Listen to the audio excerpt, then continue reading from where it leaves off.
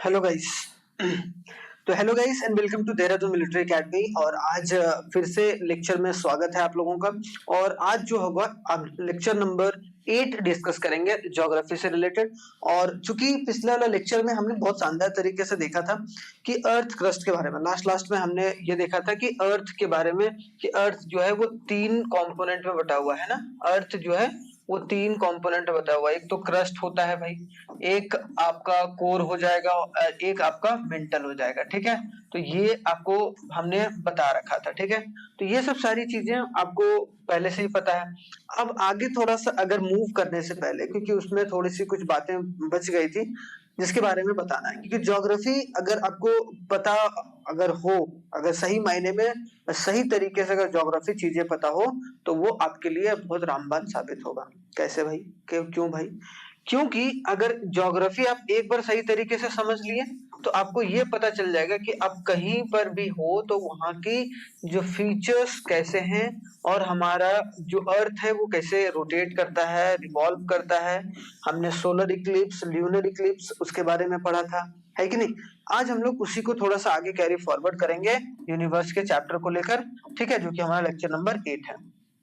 तो हमने क्या पढ़ा था, क्योंकि रिवाइज या रिवीजन बहुत जरूरी है। मैंने कल भी बताया था कि active revision is a part of your syllabus. आप लोग ये मान के चलो कि एक्टिव रिवीजन जो है वो आपके सिलेबस का पार्ट है। एक्टिव रिवीजन क्या है भाई? सिलेबस का पार्ट है।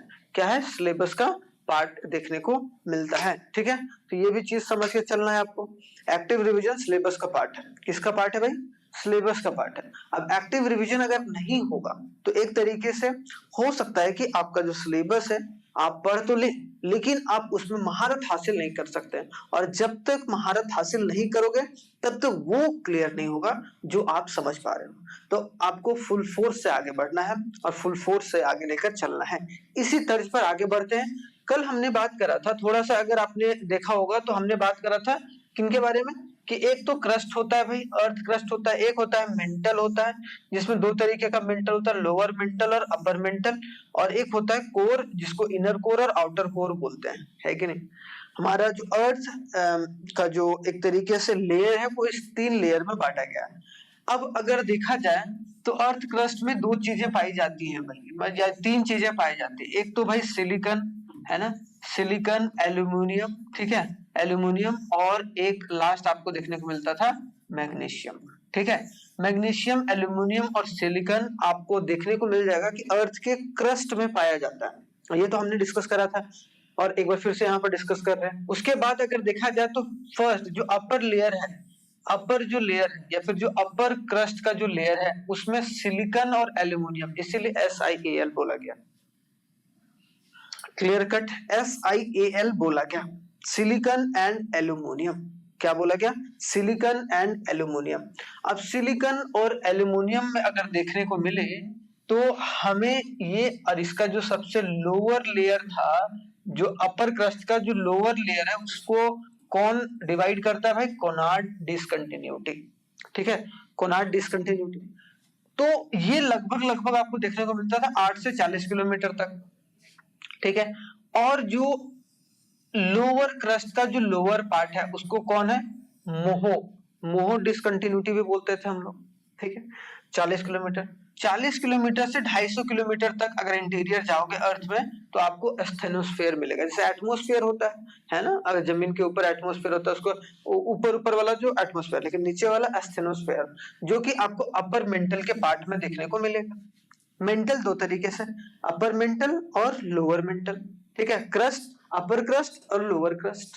ठीक है, अपर क्रस्ट और लोअर क्रस्ट। अपर क्रस्ट में सिलिकॉन और एल्यूमिनियम, और लोअर क्रस्ट में आपको सिलिकॉन एंड मैग्नीशियम 2 पाए जाते हैं वहां पर भी एलिमेंट। ठीक है, आगे देखा जाए 8 से 40, फिर 40 किलोमीटर से 250 किलोमीटर तक आपको स्टेनोस्फेयर देखने को मिलता है।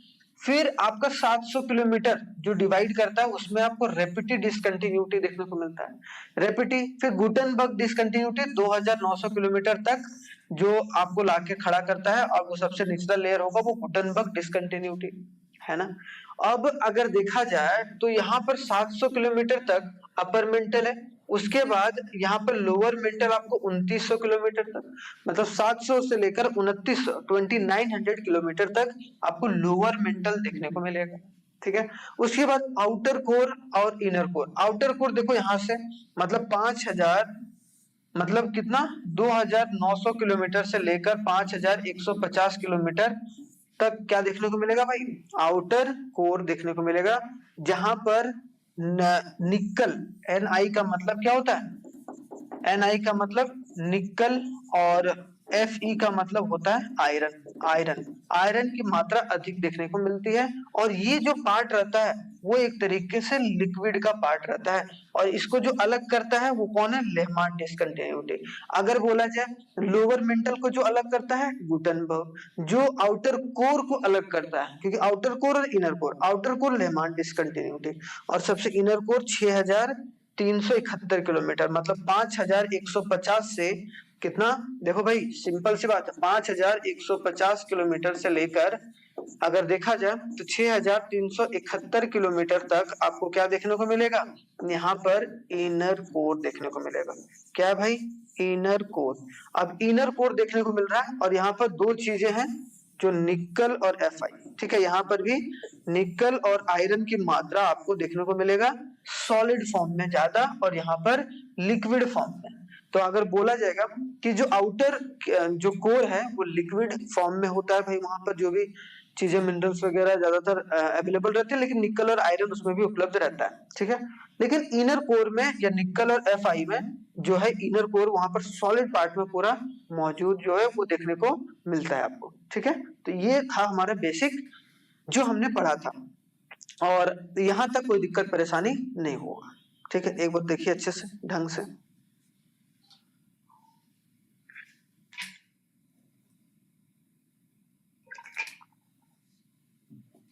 ठीक है, अब देखो भाई आगे, इसी को आगे कंटिन्यू करते हैं। ठीक है, आगे कंटिन्यू में discontinuities. What do mean by discontinuities? तो हमने देखा डिसकंटिन्यूटीज का एक various layer are separated by discontinuity, है ना। अर्थ जो क्रस्ट है, अर्थ जो भी क्रस्ट है, उसको अलग अलग लेयर में जो बांटा गया है, अलग अलग जो भाई ये कैसे, ये लेयर अलग कैसे हो रहा है, ये अलग कैसे हो रहा है, ये अलग कैसे हो रहा है, तो किस डिसकंटिन्यूटी के द्वारा, वहां से डिसकंटिन्यूड है, वहां से वो लेयर है, दूसरा लेयर है। तो एक तरीके से सेपरेटेड बाय डिसकंटिन्यूटीज, जो कि वेरियस लेयर है उसको सेपरेट किसके थ्रू किया गया भाई, डिसकंटिन्यूटीज के through, which are evident in a seismic data, जो कि सिस्मिक डेटा में जो है वो एक तरीके से पता चलता है, जो data all around the earth या ग्लोब का जो होता है सिस्मिक डेटा में एक तरीके से उपलब्ध होता है, तो वो चीज होता है। तो सबसे पहले यहाँ पर हमने देखा था कोनार्ड। कोनार्ड जो discontinuity lies between the upper crust and lower crust. तो ये याद करने वाला है भाई, अपर क्रस्ट और लोअर क्रस्ट। मैंने शुरुआत में ऊपर में बताया था आपको कि एक होता है अपर क्रस्ट, है ना, एक होता है अपर क्रस्ट और एक होता है लोअर क्रस्ट। तो अपर क्रस्ट और लोअर क्रस्ट को एक तरीके से मतलब उनके दोनों के बीच में कौन सा डिसकंटिन्यूटी पाया जाता है, कोनार्ड डिसकंटिन्यूटी। इंपॉर्टेंट है, याद रखना। Konrad discontinuity is between upper crust and the lower crust. ठीक है, ये चीज समझ में आ गया। आगे अगर देखा जाए Mohorovicic discontinuity lies between the crust and the mantle. जो क्रस्ट है और जो मेंटल के बीच में, मेंटल के बीच में जो कि सेकंड कंपोनेंट है ये भाई, second component of earth crust, ये first component of earth crust. तो first component of earth crust और सेकंड कंपोनेंट, क्योंकि तीन कंपोनेंट में बांटा गया भाई। पहला क्या था हमारा क्रस्ट, फिर मेंटल, फिर कोर, है ना। ये कोर था हमारा, ये मेंटल था, ये हमारा क्रस्ट। क्रस्ट को मेंटल कोर, ठीक है। तो अगर बोला जाए क्रस्ट और मेंटल के बीच में जो डिसकंटिन्यूटी आता है उसको मोहोरोविक या इसको मोहो भी नाम देते हैं। ठीक है, मोहो डिसकंटिन्यूटी के नाम से भी जानते हैं। ठीक है, यहाँ तक क्लियर हो गया, यहाँ तक कोई दिक्कत नहीं, कोई परेशानी नहीं, वेरी गुड। अब आगे देखो रेपिटी डिसकंटिन्यूटी। रेपिटी जो डिसकंटिन्यूटी है, डिसकंटिन्यूटी का मतलब मैंने बताया कि जब कोई दो लेयर को सेपरेशन कर रहा है उसको हम लोग डिसकंटिन्यूटी बोलते हैं। वो अलग अलग डिसकंटिन्यूटी अलग अलग लेयर को सेपरेट करता है। तो सेपरेट अपर मोस्ट और लोअर मोस्ट को कोनार्ड, मोहो डिसकंटिन्यूटी जो है क्रस्ट और मेंटल, और रेपिटी डिसकंटिन्यूटी जो lie between upper mantle, and lower mental. Upper mantle और लोअर मेंटल को, जो मेंटल के दो पार्ट होते हैं, ठीक है, मैंने बताया भाई आपको, क्रस्ट दो पार्ट, अपर और लोअर क्रस्ट, ठीक है, अपर हो गया और लोअर हो गया, अपर हो गया और लोअर हो गया, एक मिनट, ठीक है, अपर हो गया और लोअर हो गया, ठीक है। सेम उसी तरीके से हमने देखा था मेंटल जो है वो आपको कहाँ देखने को मिलेगा भाई, मेंटल जो है वो आपको दो, एक अपर मेंटल एक लोअर मेंटल, एक हो गया अपर, एक हो गया आपका लोअर मेंटल, अपर मेंटल और लोअर मेंटल देखने को मिलता है। तो अपर मेंटल और lower mental, Gutenberg discontinuity lies between, जो गुटनबर्ग डिसकंटिन्यूटी है वो किसके इसके बीच में हो रहा है भाई, कोर और मेंटल के बीच में। देखो ये दो लेयर आ गया, कोर मतलब ये सबसे नीचे वाला लेयर और ये मिडिल वाला लेयर, इन दोनों के बीच में। Here the earth density as well as the velocity of P waves increases. यहाँ पर क्या है कि अर्थ जो डेंसिटी है और वेलोसिटी है पी वेव का, वो एक तरीके से यहाँ पर क्या होता है, इंक्रीज हो जाता है। कहां पर, गुटनबर्ग डिसकंटिन्यूटी, ठीक है। क्या क्या इंक्रीज होता है भाई, density as well as velocity, ठीक है, क्लियर। फिर आता है Lehmann discontinuity, divides the outer core and the inner core. अब कोर भी दो तरीके का होता था भाई, कोर भी दो तरीके का, इनर और आउटर कोर, है ना, इनर कोर और आउटर कोर।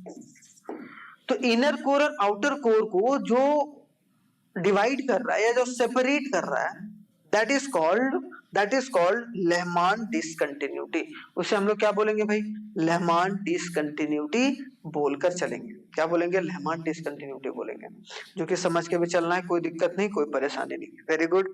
आगे अगर देखा जाए, लेहमान डिसकंटिन्यूटी हो गया, तो ये एक बार देखो भाई,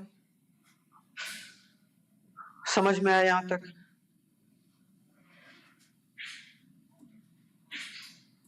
चलिए आगे बढ़ते हैं। आगे अगर देखा जाए, अब हमें डिसकंटिन्यूटी भी समझ लिया हम लोग, ठीक है, लेयर भी समझ लिया हमने प्रॉपर तरीके से, कोई दिक्कत नहीं। अब कुछ फैक्ट देखते हैं, कुछ फैक्ट जो कि आपको पता होना ही होना चाहिए। अगर फैक्ट ये नहीं पता है तो आप क्या पता है आपको है कि नहीं। अगर बोला जाए कि भाई फैक्ट ही नहीं पता है तो क्या पता है, तो फैक्ट पता होना आपके लिए बहुत ही इंपॉर्टेंट है, और फैक्ट पता होना चाहिए भी, ठीक है। अब आगे देखो, जब एलिमेंट, कौन कौन से एलिमेंट पाए जाते हैं, अभी हमने देखा ऑक्सीजन, सिलिकॉन, एल्यूमिनियम और आयरन। इसमें हम लोग एक बात और बोल सकते हैं, निकल जो कम मात्रा में रहता है भाई, और मैग्नीशियम जो कि कम मात्रा में रहता है ना, मैग्नीशियम, ठीक है।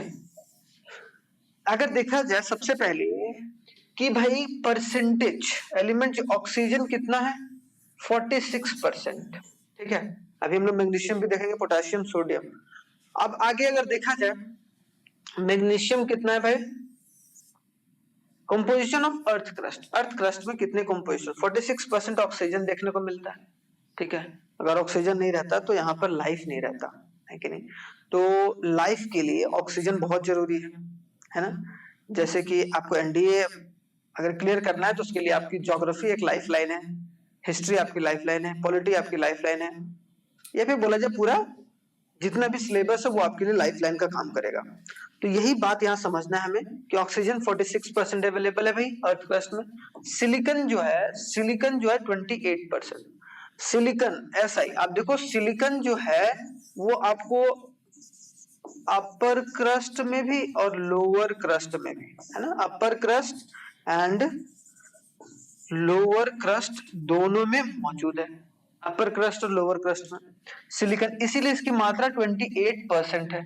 एल्यूमिनियम जो है वो 8% है। एल्यूमिनियम आपको अगर देखने को मिलेगा तो आपको अपर क्रस्ट में एल्यूमिनियम की मात्रा देखने को मिलेगी, Al जिसको हम लोग बोलते हैं, ठीक है, ठीक है। एल्यूमिनियम 8%। आयरन जो है वो आपको देखने को मिलेगा 6%, ठीक है, ठीक है। आयरन जो है वो देखने को मिलेगा 6%। कैल्शियम जो है वो 3.6%, 3.6% क्या है भाई, कैल्शियम। सोडियम जो है 2.8%, पोटासियम जो है वो 2.6%, और मैग्नीशियम जो कि आपको 1.5। मैग्नीशियम ज्यादातर आपको लोअर क्रस्ट में, सिलिकॉन और मैग्नीशियम, ठीक है, और मैग्नीशियम, ठीक है। मैग्नीशियम और सिलिकॉन जो है वो आपको एक तरीके से देखने को मिलता है लोअर क्रस्ट में, ठीक है। तो ये सब सारे कुछ आपको देखने को मिल रहे हैं, composition of the earth crust है, एलिमेंट है जो कि आपको देखने को मिलता है, और ये एलिमेंट आपको डायरेक्ट क्वेश्चन पूछा जा सकता है, तो आप इसको ध्यान पूर्वक और अच्छे पूर्वक याद कर लीजिएगा, इसको बिना याद किए तो कोई उपाय नहीं है। अब इसमें क्या समझोगे, समझने वाला चीज तो पीछे था, इसमें तो भाई थोड़ी बहुत तो आपको लर्निंग कैपेसिटी भी बढ़ानी पड़ेगी। अगर आप लर्निंग कैपेसिटी नहीं बढ़ाओगे तो आपका एग्जाम जो है वो क्लियर नहीं पाएगा, क्योंकि आफ्टर ऑल आपको जाकर वहां पर अपनी लर्निंग जो आपने कर रखी है वही चीज आपको रिवाइज करके आपको सामने पेपर में रखना है अपने दिमाग से। तो आप अपनी दिमाग को समझा लीजिए कि भाई हमें एक तरीके से रिवाइज करके चलना है, याद करके चलना है, और ये है हमारी कॉम्पोजिशन जो कि समझ सकते हैं। Oxygen 46%, silicon 28%, aluminium 8%, iron 6%, 3.6%, calcium, sodium है 2.8%, पोटेशियम है 2.6% एंड मैग्नीशियम है 1.5%, ठीक है, जितना भी टोटल एलिमेंट मौजूद है, ठीक है। तो ये समझ में आ गया, कोई दिक्कत नहीं है सर। चलो भाई आगे देखो, नेक्स्ट क्या है, नेक्स्ट है हमारा कॉन्टिनेंटल ड्रिफ्ट थ्योरी। क्या है भाई, what do you mean by continental drift theory? Continental drift theory, अगर जो भी हमारे देश में, या फिर जो देश बोल रहा हूं मैं, जो भी हमारे अर्थ,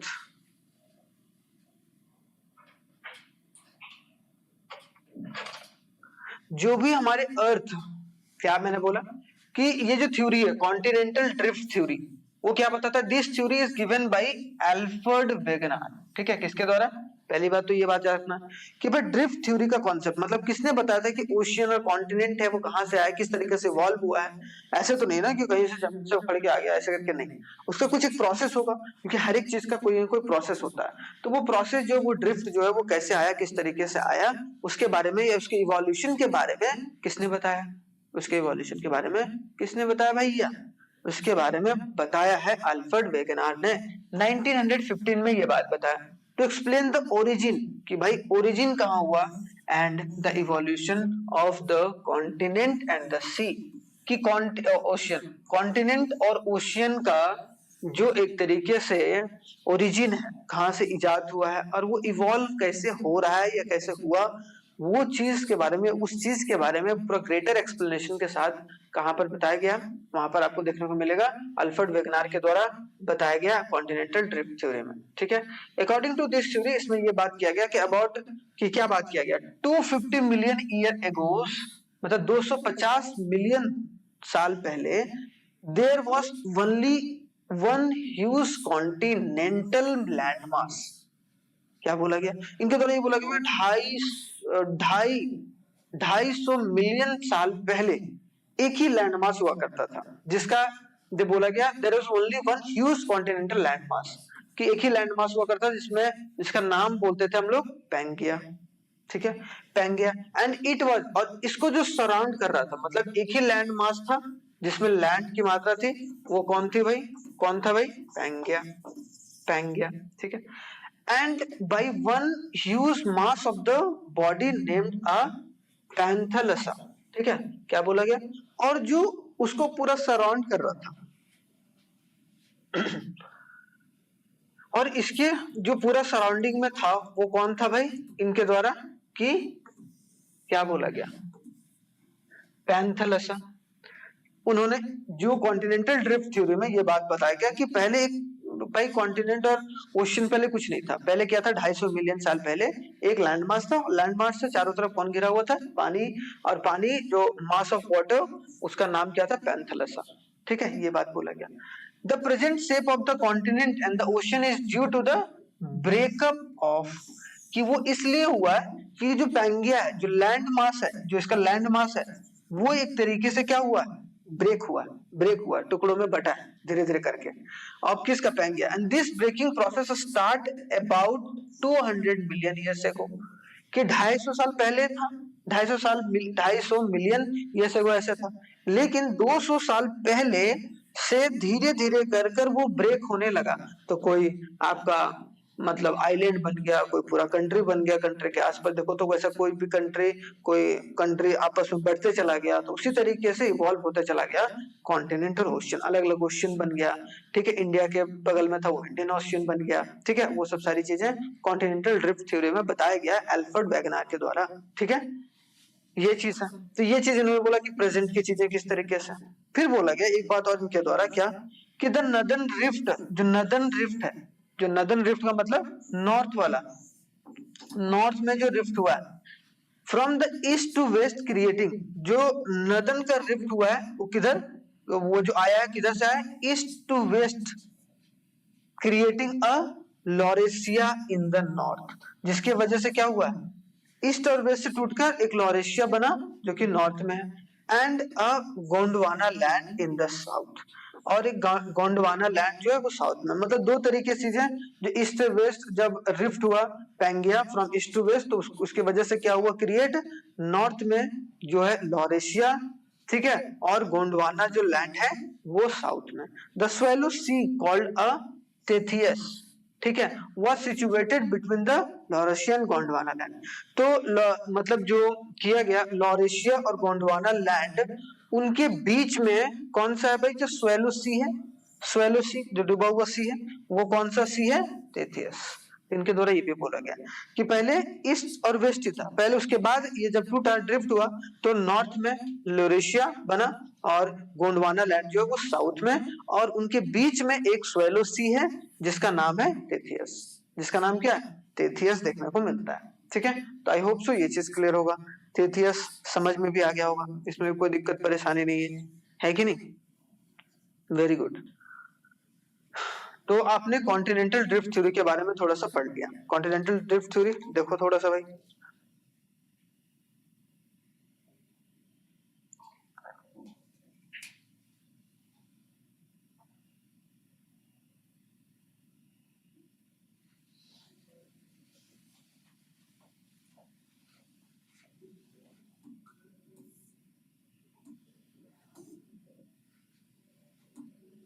सी floor spreading, sea floor spreading theory.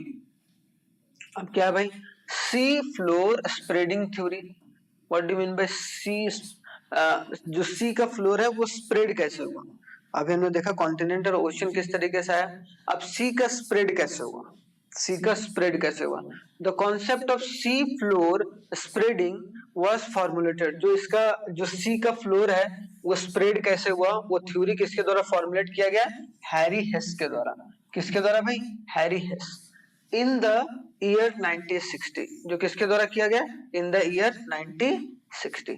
1960 में जो है वो एक तरीके से हिस, जो हैरी हिस है उन्होंने फॉर्मुलेट करा कि सी का फ्लोर का स्प्रेडिंग कैसा है, सी floor spreading.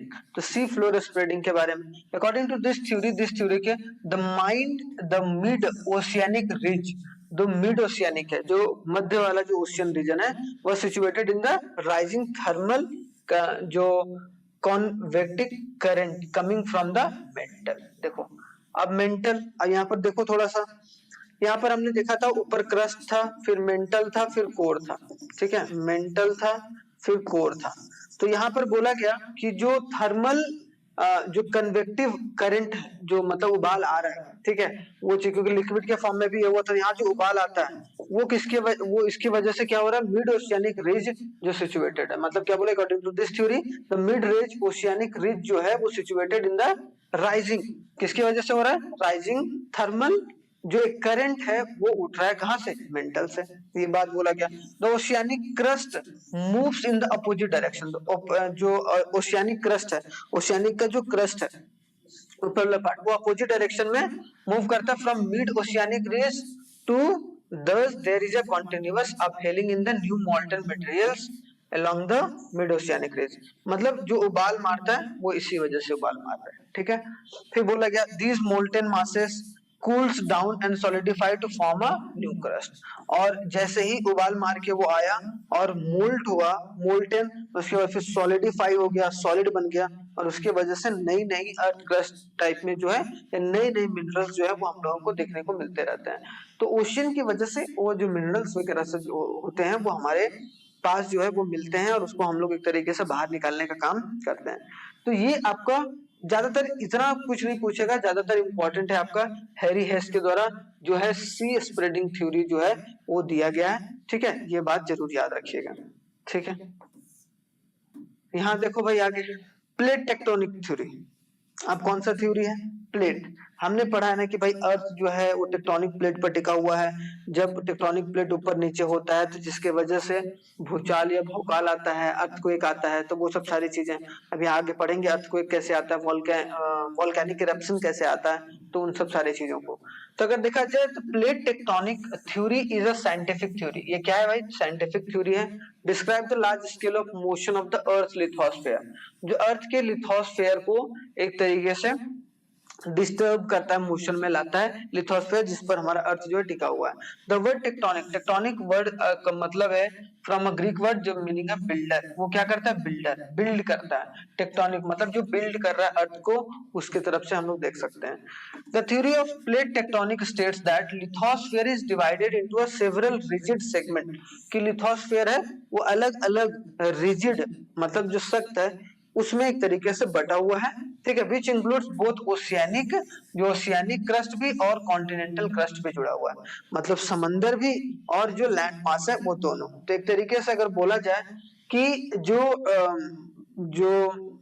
Theory of plate tectonics है, टेक्टोनिक प्लेट्स है, वो स्टेट ये कर रहा है कि लिथोस्फेयर जो है वो डिवाइड कर रहा है अलग अलग रिजिड पार्ट में, और वो इंक्लूड दोनों को कर रहा है कौन? ओशियानिक और कॉन्टिनेंटल।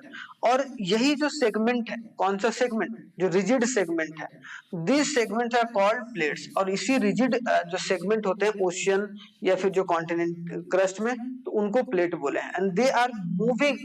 अब वो कहाँ मूव करते हैं? एस्थेनोस्फेयर। एस्थेनोस्फेयर अभी हमने देखा था, एस्थेनोस्फेयर। ठीक है, 250 से 250 है ना। एस्थेनोस्फेयर अगर कोर में देखा जाए तो 40 किलोमीटर से लेकर 250 किलोमीटर तक जो है उस रेंज को हम लोग क्या बोलते थे? Asthenosphere. Which is not liquid, जो कि लिक्विड नहीं, but a semi solid which flows under the stress, जो कि स्ट्रेस में आता है। क्या होता है? स्ट्रेस में आता है। प्लेट जो हो गया, जो रिजिड जो सेगमेंट है, जो ओशियन इंक्लूड कर रहा है ओशियानिक और कॉन्टिनेंटल क्रस्ट में, उसको हम लोग प्लेट बोलेंगे। और प्लेट जो है they are moving on the asthenosphere, वो स्टेनोस्फेयर में मूव करते हैं 40 से लेकर 250 किलोमीटर के बीच में, जो कि लिक्विड नहीं है, वो क्या सॉलिड है। और वो कौन सा सॉलिड है? सेमी सॉलिड है, और जो कि स्ट्रेस के अंदर फ्लो करता है। About 20 such plates having been identified. अभी तक 20 प्लेट जो रिजिड प्लेट्स हैं उनको एक तरीके से, जो रिजिड सेगमेंट्स हैं जो प्लेट हैं उनको आइडेंटिफाई किया गया। And there are 7 major plates, उसमें 7 मेजर प्लेट्स हैं। ठीक है, जिसको फाइंड आउट किया गया। वो कौन कौन से 7 मेजर प्लेट्स हैं?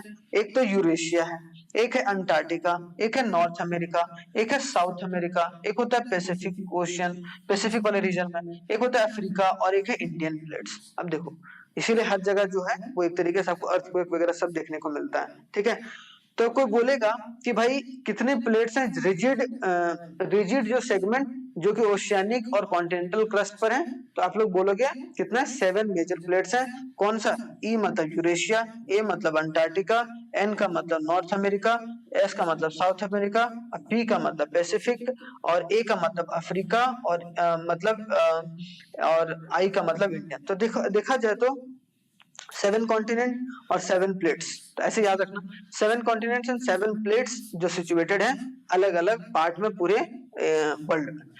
EAN, तो यहाँ पर अगर बोला जाए EAN SPAI, एन स्पाई, तो ऐसे याद रखना। ई से हो गया यूरेशिया, ए से हो गया अंटार्कटिका, एन से हो गया नॉर्थ अमेरिका, एस हो गया साउथ अमेरिका सॉरी, पी का मतलब हो गया पैसिफिक वाला रीजन, ए का मतलब हो गया आपका अफ्रीकन, और आई का मतलब हो गया आपका इंडियन प्लेट्स। ठीक है, कुछ वेरियस इंटरमीडिएट साइज प्लेट, कुछ इंटरमीडिएट साइज प्लेट भी हैं। ठीक है, जैसा कि चाइना है, फिलीपींस है अरेबियन सी में, या अरेबियन वाला पार्ट में, और ईरान। ठीक है, इंटरमीडिएट प्लेट्स यहाँ पर ना ज्यादा उतने बड़े बड़े प्लेट्स नहीं है वहां पर, जो एक तरीके से कॉन्टिनेंटल या फिर मतलब सॉरी ओशियानिक क्रस्ट में पाए जाते हैं।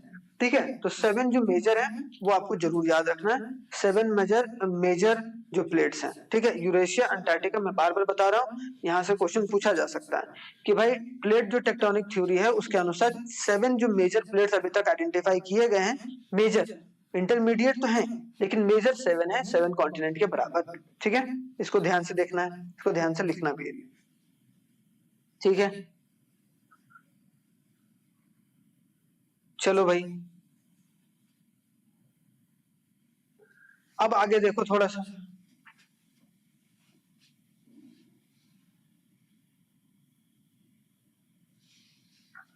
Plate tectonic theory. अगर बोला जाए प्लेट टेक्टोनिक थ्योरी को थोड़ा सा आगे, depending upon the type of a movement the plate margins are of 3 types. अब ऐसा नहीं है ना भाई 7 प्लेट है, 7 प्लेट्स हैं जो मेजर वाले हैं, वो ऐसा तो नहीं है कि जो है मूवमेंट एक ही जैसा करते होंगे।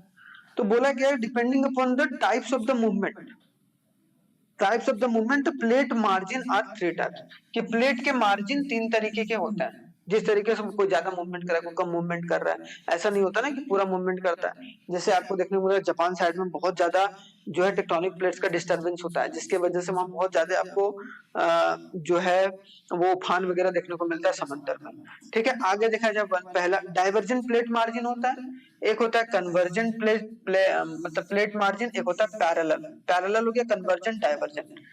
इसको जो डाइवर्जेंट प्लेट, अभी हम तीनों के बीच में डिफरेंस देखेंगे।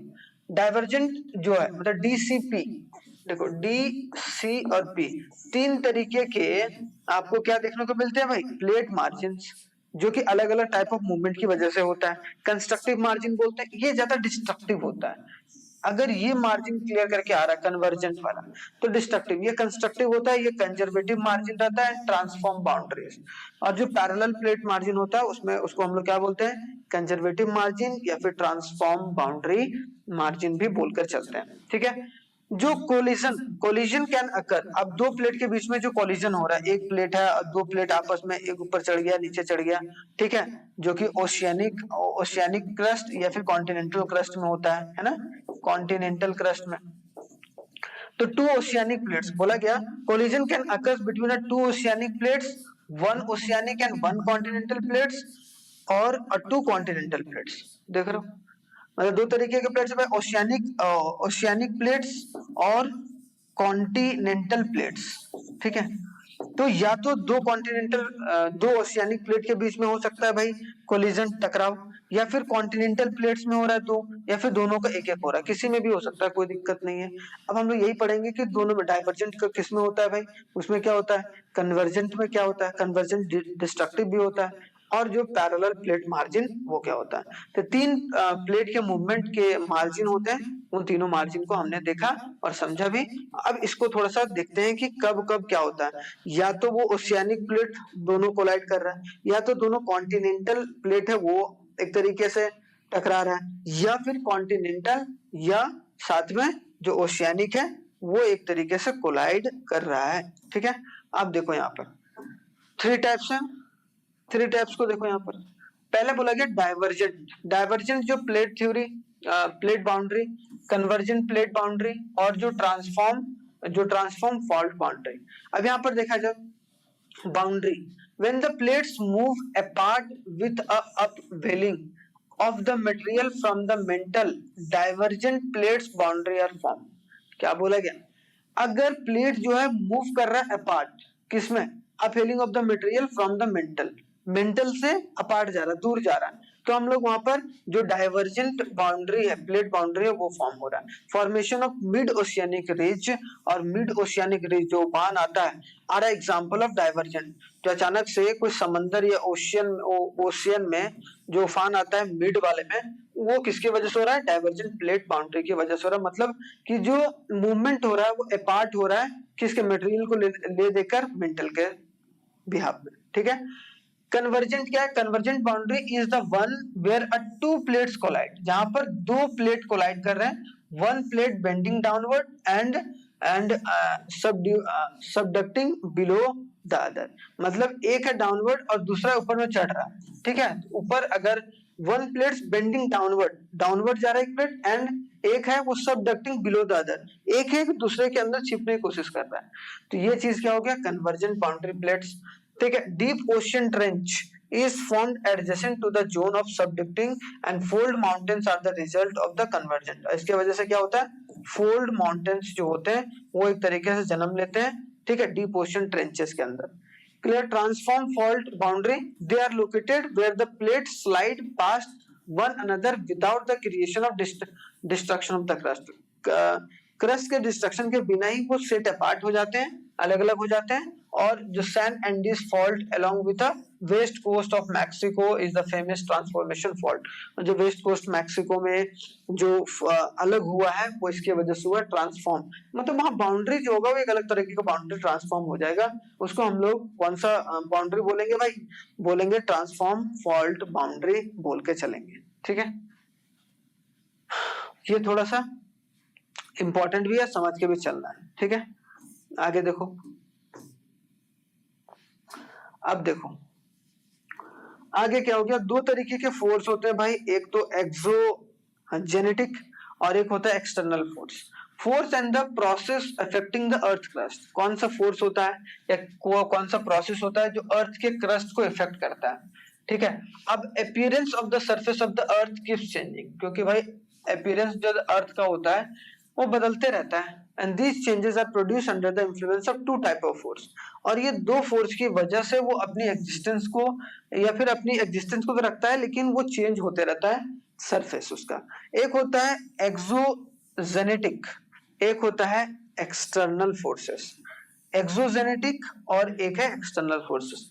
दो फोर्सेस की वजह से जो अर्थ क्रस्ट होता है वो अफेक्ट होता है उसका प्रोसेस, कि वहां पर जो प्रोसेस पहले से इनबिल्ट था या जो प्रोसेस पहले से चल रहा है वो जो एक तरीके से अर्थ का है वो सरफेस का चीजें जो है वो चेंज हो रही हैं। अब एक्सोजेनेटिक और एक एक्सटर्नल फोर्सेस, एक्सोजेनेटिक और एक्सटर्नल फोर्सेस, तो दो फोर्सेस है जो कि बहुत इंपॉर्टेंट है, जो कि समझ के चलना। पहले हम लोग देखते हैं एक्सोजेनेटिक और एक्सटर्नल फोर्सेस क्या होते हैं भाई। अब यहाँ पर अगर देखा जाए exogenetic, the force occurring on the surface of the अर्थ। ठीक है, वैसा फोर्स जो कि surface of the earth, surface of the अर्थ है, सरफेस ऑफ द अर्थ की वजह से हो रहा है, तो उसको हम लोग क्या बोलेंगे भाई, of the earth are called external और एक्सोजेनेटिक फोर्सेस। उसको हम लोग बोलेंगे एक्सटर्नल या फिर एक्सोजेनेटिक फोर्स बोलेंगे। वेदरिंग, इरोजन, वेदरिंग हो रहा है ना, वेदर चेंज होने की वजह से इरोजन, मिट्टी यहाँ से वहां जा रहा है। ठीक है, are example of external forces, क्योंकि मिट्टी यहाँ से वहां जा रहा है, पानी का बहाव ज्यादा आ गया भाई, ये सब इसके वजह से, वो एक्सटर्नल फोर्सेस की वजह से अर्थ क्रस्ट में चेंजेस आ रहे हैं। ठीक है, ऊपरी पार्ट में। वेदरिंग क्या होता है, सबसे पहले it is a process of disintegration and decomposition of rock. Weathering की वजह से क्या हो रहा है, rock in the situs of natural agents, and these are the three types of weathering। अभी three type of weathering हम लोग देखेंगे। जैसे क्या हो गया, रॉक क्या होता है, धीरे धीरे पहले तो रॉक रहता है भाई, और रॉक होने के बाद वो थोड़ा सा छोटा छोटा रॉक बनता है, बार बार पानी में इवॉल्व होने के बाद फिर धीरे धीरे वो मिट्टी में तब्दील हो जाता है। ठीक है, मतलब सॉइल में मतलब कि डिकम्पोज होते होते, डिसइंटीग्रेट होते होते हो जाता है। तो इसको हम लोग क्या बोलेंगे, एक तरीके से बोलकर चल सकते हैं कि वेदरिंग ऑफ रॉक्स है। ठीक है, तो यहाँ पर वेदरिंग होगा जिसकी वजह से सरफेस जो है वो थोड़ा बहुत चेंज होते रहता है। अब यहाँ पर देखो, वेदरिंग तीन प्रकार के होते हैं भाई। एक होता है फिजिकल वेदरिंग, जिसको हम लोग मैकेनिकल वेदरिंग भी बोलते हैं, और एक होता है केमिकल। फिजिकल क्या है, it involves the rock disintegration without any change in the chemical constituent of the rocks, कि अगर कोई रॉक का डिसइंटीग्रेशन हो रहा है, वो अलग हो रहा है और बिना कुछ केमिकल कॉन्स्टिट्यूएंट के। ठीक है, मतलब the factor responsible for physical weathering किसकी वजह से हो रहा है, टेम्परेचर गर्म ठंडा हो रहा है ना, गरम ठंडा, जिसकी वजह से वो धीरे धीरे टूटते रहता है। And a crystallization of the water into ice, कि वाटर कभी आइस कभी फिर हॉट हो रहा है, फिर ठंडा, फिर गरम, ठंडा गरम। And the process is known as mechanism, a release mechanism, जिसकी वजह से हम लोग उसको बोलते हैं कि फिजिकल वेदरिंग की वजह से हो रहा है, मतलब पानी की वजह से, हवा की वजह से ज्यादातर ये देखने को मिलता है।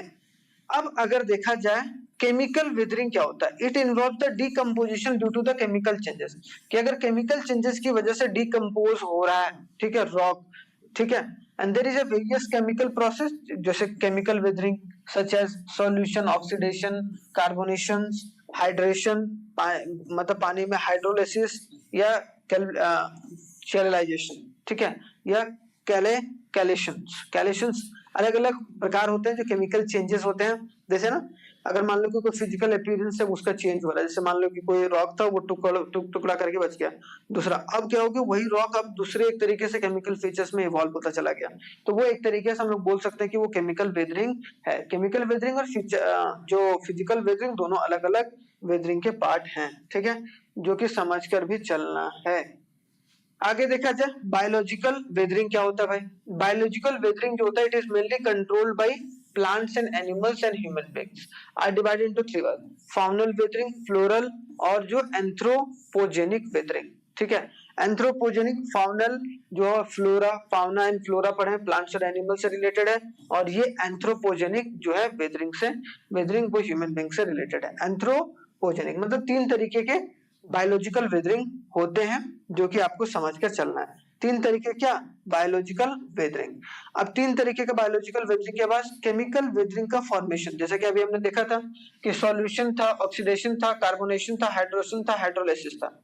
इसमें क्या है, अब दोनों केमिकल वेदरिंग, अब फिजिकल वेदरिंग और केमिकल वेदरिंग, तीन वेदरिंग पढ़े हम लोग, फिजिकल पढ़े, केमिकल पढ़े और एक बायोलॉजिकल पढ़े, ठीक है, बायोलॉजिकल, ठीक है। बायोलॉजिकल का तीन पार्ट अभी हमने देखा।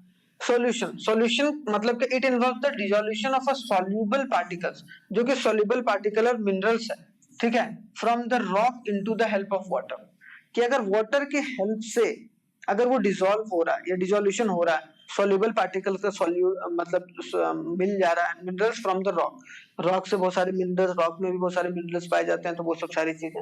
ऑक्सीडेशन से कि अगर it present the addition of oxygen to form oxides, oxidation अगर ऑक्सीजन के प्रेजेंस में हो रहा है। Carbonation the reaction of carbonate और a bicarbonate ions with a minerals, अगर मिनरल्स के साथ जो कार्बोनेट है और जो बाइकार्बोनेट है वो मिल जा रहे हैं, जिसकी वजह से वो अपनी जो है केमिकल जो प्रोसेस है उसको आगे बढ़ा रहा है। हाइड्रेशन, इसमें आपको वाटर, एडिशन ऑफ वाटर, इसमें क्या है कार्बोनेट या bicarbonate. Oxidation presence of oxygen, solution presence of जो है डिसोल्यूशन अगर सॉल्युबल में हो रहा है वाटर की हेल्प से, इसमें वाटर की एडिशन की वजह से हो रहा है, addition of waters and minerals, addition of water to the minerals, अगर मिनरल्स में हम लोग वाटर को ऐड कर दे रहे हैं उसके वजह से कोई चेंजेस हो रहा है, hydration. Hydrolysis the process where within the minerals of the rocks and the water molecules decompose and react, कि अगर जो मिनरल से रॉक का जो वाटर मॉलिक्यूल्स है वो दोनों डिकम्पोज हो रहा है, रिएक्ट कर रहा है in such a way that a new mineral